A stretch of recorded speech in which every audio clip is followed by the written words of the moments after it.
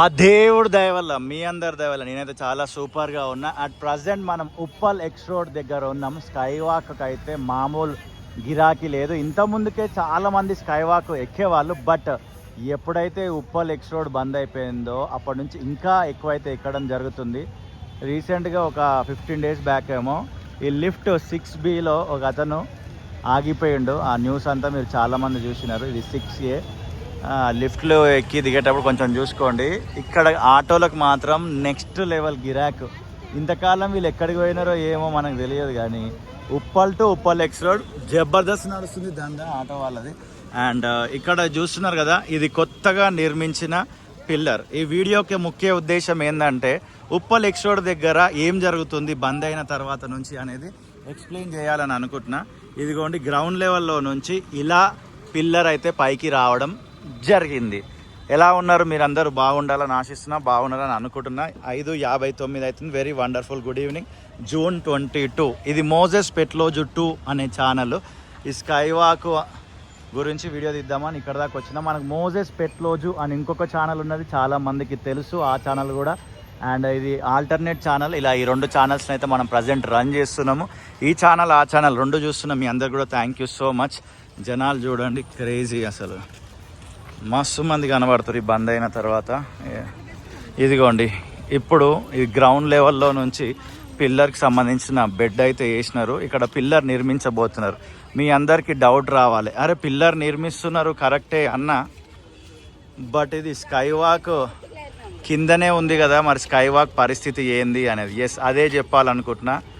అతి త్వరలో ఈ స్కై వాక్ డిజైన్ అయితే మారబోతుంది. ఆ డిజైన్ మారబోతుందా అంటే ఇన్ ద సెన్స్, ఇప్పుడు ఇది సెంటర్లో ఉంది కదా, ఇలా అక్కడి నుంచి అక్కడ వరకు, ఇది సెంటర్ నుంచి మనకున్న ఇన్ఫర్మేషన్ వరకు ఈ సైడ్కి వస్తుందని అంటున్నారు. బట్ ఎగ్జాక్ట్లీ ఎలా ఇంజనీర్స్ ప్లాన్ చేస్తారనేది చూడాలి. ఆ ప్లాన్ మ్యాప్ అయితే మన దగ్గర లేదు, ఏం చేస్తారో తెలియదు, కానీ ఈ స్కై వాక్ అయితే మారబోతుంది. చలో ముందుకు వెళ్ళి చూద్దాము. ఇప్పుడు ఒక పిల్లర్ వరకు చూపించిన కదా, ఇది 2వ పిల్లర్ వరకు. అండ్ ముందుకు వెళ్దాం. అలానే వర్క్స్ అయితే ఫాస్ట్గానే జరుగుతున్నాయి. ఉప్పల్లో క్రికెట్ మ్యాచ్లు జరుగుతున్నాయి, T20 తెలంగాణవి చూస్తున్నారా. అండ్ మీ ఫేవరెట్ టీం ఏందో కూడా కమెంట్ చేయండి. ఇక్కడ ఇవన్నీ JCBలు కూడా ఉన్నాయి, పోలీస్ వాళ్ళు కూడా చాలామంది ఉన్నారు ఇక్కడ. చలో అలా సరదాగా నడుస్తూ ఇంకా ఏమేమి వర్క్ జరుగుతుంది ఇక్కడనే చూసే ప్రయత్నం చేద్దాం. ఇదిగోండి, ఇక్కడ ఇంకొక పిల్లర్ వచ్చింది. ఇది కొంచెం సైడ్ నుండి, స్కై వాక్ సైడ్ నుండి పోతుంది. కొంచెం సైడ్ నుండి పోయినా దాదాపు అది దగ్గరికి వచ్చేస్తుంది. ఇప్పుడు ఇక్కడ నేను నీకు ఎక్స్ప్లెయిన్ చేయాలనుకుంటున్నా. ఈ పాయింట్ ఉంది కదా, ఈ పాయింట్ నుండి ఇలా స్ట్రైట్గా ఉప్పల్ వైపు వెళ్తున్న ఈ స్కై వాక్ డిజైన్ మారబోతుంది. అంటే ఇది త్వరలో ఉండదు, కొన్ని రోజుల వరకు బంద్ చేస్తారు. ఇక అప్పుడు ఇంకా ఇబ్బంది అవుతుండొచ్చు నడిచే వాళ్ళకి, ఇందులో స్కై వాక్ మీద వచ్చే వాళ్ళకి. నెక్స్ట్, ఇప్పుడు ఎన్ని పిల్లర్స్ గురించి చూపించిన, ఇది 3వ పిల్లర్. 1, 2, 3 పిల్లర్స్ వర్క్ జరిగిపోయింది. ఐ మీన్ అలా వర్క్ జరుగుతుంది. గ్రౌండ్ లెవెల్లో 2 పిల్లర్స్ వర్క్ అయిపోయింది, మధ్యలో పిల్లర్ది కాలేదు ఇంకా.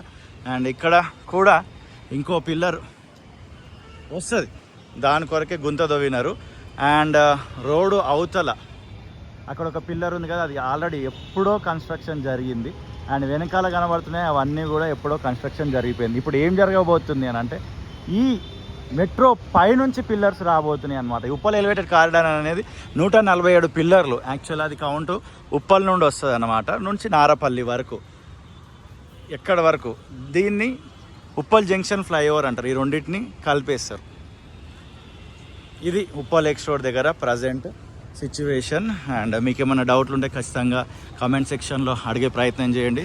నాకు తెలిసింది నేను ఆన్సర్ చేస్తాను, నాకు తెలియంది ర్యాండమ్ వ్యూవర్స్, రెగ్యులర్ వ్యూవర్స్ కూడా ఆన్సర్ చేసే ప్రయత్నం చేస్తారు.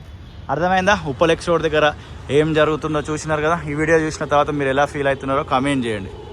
మెట్రో పైనుండి వస్తుంది, ఈ ఫ్లైఓవర్ అనేది మెట్రో పైనుండి వెళ్తుంది.